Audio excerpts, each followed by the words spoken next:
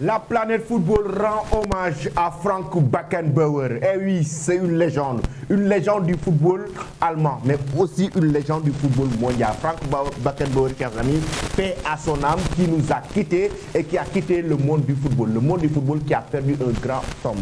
Et oui, il s'agit de Frank Beckenbauer. Bonjour à vous, chers amis téléspectateurs d'Afrique Sport, et bienvenue dans votre revue de presse. Comme d'habitude, que vous soyez au travail ou à la maison, vous restez avec nous pour ce tour de l'actualité que nous allons débuter avec le décès de la légende Beckenbauer, et toute la presse mondiale et internationale est en train de rendre hommage à cet homme, ce grand homme qui a vraiment marqué l'histoire du football, que ça soit allemand, mais aussi l'histoire du football mondial. Frank Beckenbauer, pour ceux qui ne le connaissent pas, la nouvelle génération, il a été double ballon d'or. Frank Beckenbauer est une légende du football allemand. Il a marqué le football allemand, il est le meilleur joueur allemand de tous les temps. Et oui, double ballon d'or, et en même temps, il a remporté la Coupe du Monde 1974 avec cette équipe d'Allemagne. Frank Beckenbauer, 1945-2024. Comme vous le savez, adios al Kaiser. Le Kaiser, comme on l'appelait, c'était son surnom Todos Kissimos Ser Beckenbauer. Comme l'a si bien évoqué, marqua tout le monde et tout le monde du football est en train de prier pour Frank Beckenbauer. Rend hommage à Frank Beckenbauer, qui est une légende. Regardez bien, même en Italie, il y a une anecdote qui s'est passée en Italie avec Frank Beckenbauer. Et oui, non seulement il a remporté la Coupe du Monde 1974, mais il a été finaliste, demi-finaliste de la Coupe du Monde 1970.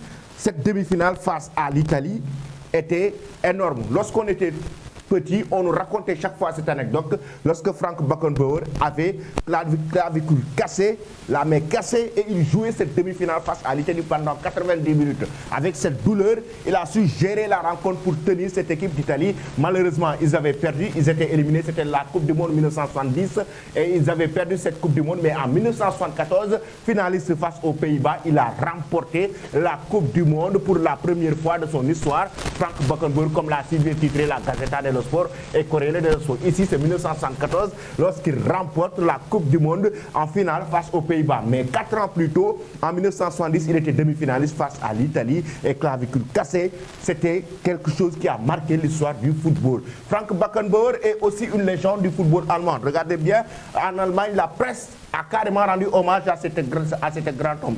Regardez, Bild, que ce soit Bild et les autres médias allemands, ils ont rendu hommage à ce grand homme. Regardez pourquoi? Parce qu'il a marqué aussi l'histoire du football du club bavarois, le Bayern Munich. Frank Beckenbauer, si on retrace sa trajectoire, c'est des décennies en tant que footballeur, des décennies en tant qu'entraîneur et des décennies en tant que dirigeant. Attendez-vous. Des décennies en tant que footballeur, il a marqué l'histoire du Bayern Munich. Il a remporté le Ballon d'Or, je l'ai dit tout à l'heure, tout double Ballon d'Or, mais aussi il a remporté la Ligue des Champions avec le Bayern Munich. Il est une légende du Bayern Munich, une légende du club bavarois. Et en tant que dirigeant, en tant qu'entraîneur aussi, après sa carrière, il a dirigé des clubs, mais aussi en tant que dirigeant. Il a terminé dans le football en tant que dirigeant. Il a accueilli la Coupe du Monde 2006 en Allemagne, lorsqu'il était encore plus vieux en tant que dirigeant.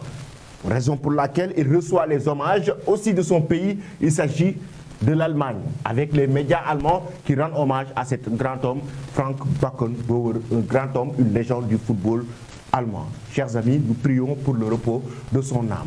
En France aussi, regardez bien, le quotidien L'équipe nous parle de Kaiser Frank Beckenbauer, 1945-2024. Le Figaro va dans le même sens. Légende du football allemand est décédé, double ballon d'or, champion du monde et d'Europe. Et oui, champion du monde en 1974, mais aussi champion d'Europe. Il a tout gagné dans tous les rôles. Meilleur joueur allemand de tous les temps, Kaiser est mort à 78 ans. C'est comme on parle de Pelé au Brésil.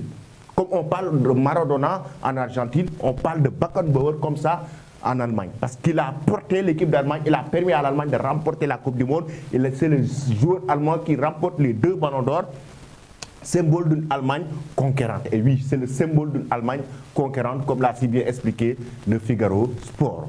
Ensuite, nous allons maintenant parler de la Coupe d'Afrique des Nations. Chers amis, à quelques jours du début de la grande messe du football continental, Boniface Victor, forfait pour la CAN, vrai coup dur pour le Nigeria. Les Super Eagles qui perdent actuellement le meilleur joueur en forme qui a marqué de par ses prestations XXL la saison, le Borussia, le Dortmund, notamment la Bundesliga, je veux bien dire, et oui, Victor Boniface, qui est forfait pour la Coupe d'Afrique des Nations, blessé 6 semaines. Un coup dur pour le Nigeria. Et j'espère bien que ça ne va pas, certes, ça va affecter le Nigeria, mais pas tout au long de la compétition. J'espère que cette blessure de Victor ou l'absence de Victor Boniface ne va pas carrément handicaper le Nigeria par rapport à leurs objectifs. Pensez-vous vraiment que le Nigeria peut remporter la CAN sans Boniface? Vous donnez vos avis en commentaire. De l'autre côté, le Sénégal a eu des forfaits. Je l'avais évoqué ici dans cette revue de presse. Je vous avais parlé que Boulaye Dia est forfait. Ce n'était pas encore officiel, mais selon nos informations, il était forfait. Seny Dia était forfait. Il est remplacé par Alfred Gomis. Boulaye Dia remplacé par l'ami de Sada Bamba Dieng. Donc Bamba Dieng qui rejoint la tanière.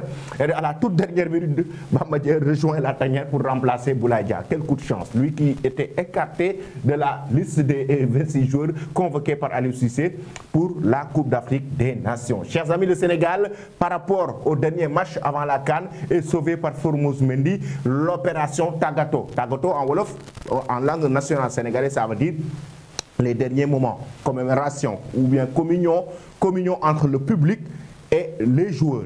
Le dernier match, le Sénégal a gagné face au Niger, c'était hier, avec le but de Formose Mendy à la toute dernière minute de jeu.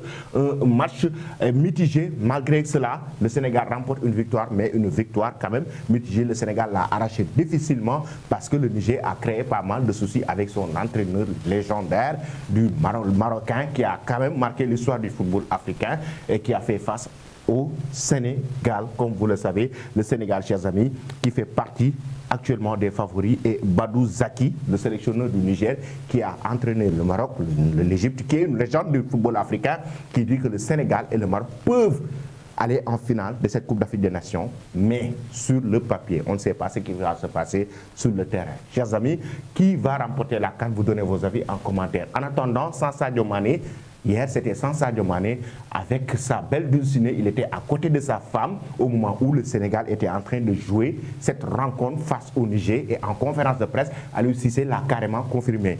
Laisser Sadio Mané à côté de sa dulcinée savourer ces moments de mariage. C'est des moments très importants. Et il était en train de le faire à côté de sa dulcinée. Regardez bien la séance photo. Monsieur et Madame Mané, heureux ménage à eux. Restez connectés sur Afrique Sport pour ne rien rater de l'actualité. Merci et très bonne journée.